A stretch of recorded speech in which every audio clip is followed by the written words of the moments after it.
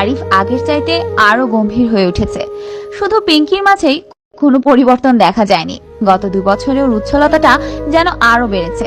অবশ্য মাঝে একবার ব্রেকআপের পর কিছুদিনের জন্য পিঙ্কি একেবারে নীরব হয়ে গিয়েছিল, তবে আরিফের ক্রমাগত সহযোগিতায় পিঙ্কি খুব দ্রুতই রিকভার করে ফেলে।